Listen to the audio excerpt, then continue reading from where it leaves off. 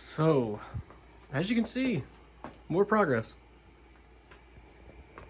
So that was a little preview of this front main line, the outer line. I started working on some ballast over here by the switch. I think that was in the last video actually. But most of this front main line right here is ballasted. Still gotta work on this little plug-in, whatever. I think I'm gonna ballast all around this area, but nothing where the actual plug is. Just because I don't want to screw that up when I spray it with like the alcohol and all that stuff. Here we go. There's more ballast on the turn-in right here going into the tunnel. Here's another little shot of it. So last time we talked, I made a video. I think I had ballast to about right here, thinking that's where the tunnel was going to be, but I ended up moving it in more.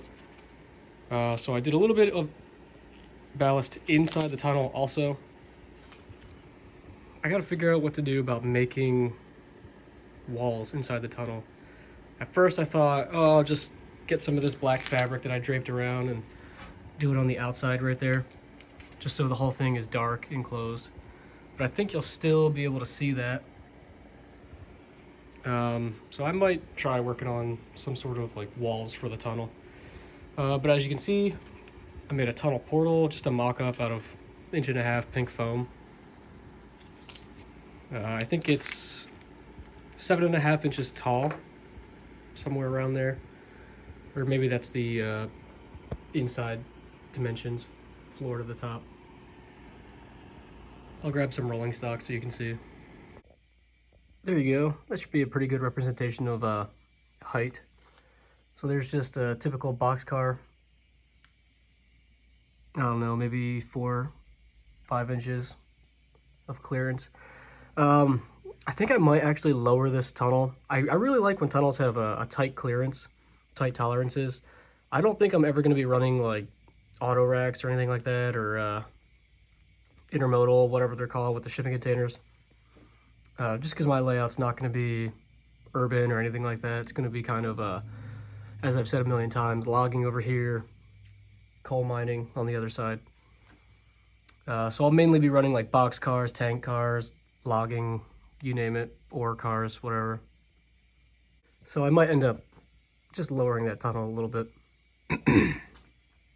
I think I'm also going to lower these supports. I have this upper loop. It's 8 inches high, or 8.5, something like that. But I think I'm just going to lower it, just because I think it might be a little too high, especially when there's a train sitting on that lower line, and then you see something above. It's kind of, I don't know, it just seems a little too tall. So I might lower about 1 inch or so. And then this upper loop, this is all new. So if you saw the last video, I showed you, there's a little tracing right there of what that loop was going to be, the upper loop. And then I just kind of drew around it to what kind of shape I wanted the mountain to be. And then I literally just took wrapping paper that we had left over, laid it on the table, cut it out along the line that I had for the mountain, put it on plywood, cut it out, made some supports. And it worked out pretty well. So 036 upper loop. I'm not sure what to do right here. I'll figure something out, maybe put like a little cabin, something along the lines of that. But my whole layout, I don't think I'm going to have any city center. I'm not going to have roads really. Just I think that makes it look a little too cluttered, and I want this to look like a nice little almost museum piece. I don't want to make myself sound like a professional. I'm not. But I do want to try to make this as realistic as possible. I mean, obviously we have 3 rails, so I'm a little lacking there. But you know what I mean. So up here, there's going to be a reversing loop 036 switch. And then this is going to be a little embankment. I'm going to have a little wall there, stone wall. I'm going to see if I can get like mesh to make it look like when you're along the highway or along rails and you see that rock guarding mesh to protect rocks from going on the track.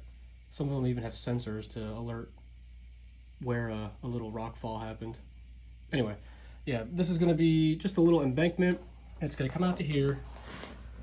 And then what I'm doing is gauging about 10 inches from that switch. Let me see if I can zoom out. So 10 inches from that switch over to 10 inches right there. So from here all the way to there, I would like to have some sort of, not a girder bridge, not a trestle bridge. I can't think of the name of it. I'm going to see if I can find a bridge that looks like that somewhere, whether it's Lionel, MTH. I think I saw something from Menards that might have been that length. But I really want there to be a bridge right here. And I'll be able to reach under, use those switches if I need to. And then over there is essentially going to be this. Just pretty much an exact copy of it, exact replica. I might even make it a little smaller over there just because I don't want to have like overpowering mountains or hills on this layout. And then for this little yard right here, last time you saw it, it was just a straightaway. I put an 072 curve I had laying around, and it fits pretty nice with the curve of the mountain. So I'm pretty sure I'm going to leave that there, and then I'm still going to have a switch here to go into the mountain. I really want to see if I can hand build some sort of like, what would you call it? Like a wooden mine shaft tunnel portal type thing. So I want to have like ore cars or some sort of logging cars just parked right there. I think it'll look pretty nice.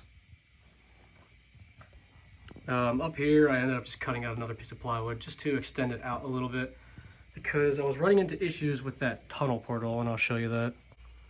I ran into an issue where that outside support closer to the plywood wall was pretty much going to be under a mountain, and I didn't want that to happen. So I had to bump this out as much as I could without running into that switch really. And that's why I had to add that little add-on of plywood right there. It's just 7/16 OSB I had laying around. Obviously I have a lot more. But I'm still trying to figure out what to do right there because it's somewhat underneath that embankment. I gotta figure out how to blend that, but that's still a ways away. I'm just trying to figure out if I need to make any adjustments before I start doing all that. But I don't want to pull that tunnel portal out anymore. And speaking of portals, I gotta figure out if they make one exactly how I need it, or if I should just cut out foam and then score it, weather it, put some mortar in the cracks to make it look realistic. Because I've seen other people on YouTube make them and they look really good. Obviously I've never done that, so my first ones are gonna kinda probably look like poo, but we'll see. I'm excited though. It finally adds some sort of dimension to the layout other than just flat track. So whenever I'm running, stuff's going through the tunnel, obviously. It's out of sight, adds interest to the layout. I don't know if I'm making a lot of progress in a little time or if this is about average, but I feel like I'm doing pretty good. I'm able to make videos each week that are somewhat different from the last. I know the last video was just talking about ballast. But continuing to work on the layout, I got pretty much this whole side of it weathered with track painter pens. I ended up stopping over here, I'll show you. So as you can see right there, I have the base coat with an acrylic marker. It's that pinky color. And then after that, I used the steel rail track painter pen from Woodland Scenics.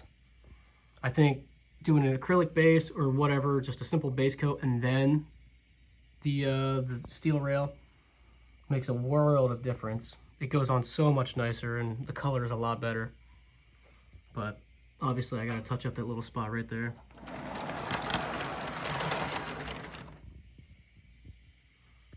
Same with that inner loop. I'm not gonna do the whole thing in there. I'm just gonna do pretty much whatever you can see from this height if I'm a taller kid. So this is my height, I don't see it. But obviously, if someone crouches down a little bit, they'll be able to see in there. And that's why I was also talking about something to do with tunnel walls, what to do about that. I saw a video of Eric's trains, how he did it. It's a bit extreme. I don't know if I want to spend that much time doing it. Probably try to think of something else. Even if I saw some methods with, it was either crumpled up paper or tinfoil that was painted black and then dry brushed to make it look like rocks. I might try that. Just because it's going to be in there. I'm not really too worried.